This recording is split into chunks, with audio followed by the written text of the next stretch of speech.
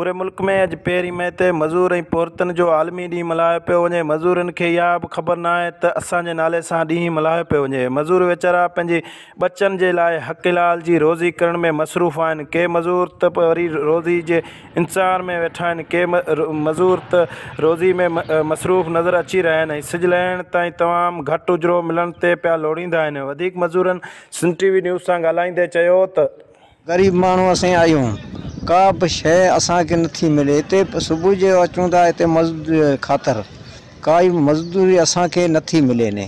हाणे केॾांहुं वञूं, सभु परेशान आहियूं। गरीब माण्हू मज़दूर आहियूं, मज़दूरी नथी मिले ने। दिहाड़ी ठाहे बचनि जो ऑटो करे पंहिंजो कमु करूं पिया, ॿियो कुझु कोन कयो, मज़दूरी न ॿिए न थिए। आलमी ॾे त असांजी मजबूरी आहे, मजबूरी जे हिसाब सां रेड़ो कढे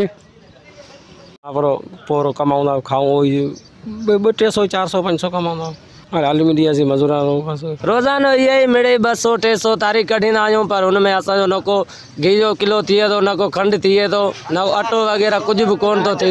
जो आलमी ॾियारो आहे, इन जे करे सिंध हुकूमत खां असां गुज़ारिश करियूं था त असां मज़ूरनि खे रोज़गार को ॾिनो वञे त इहे त असां इहो सिंगरियूं खपाई पंहिंजो पेट पालियूं। 200-300 मां पंहिंजो गुज़ारो करूं पिया।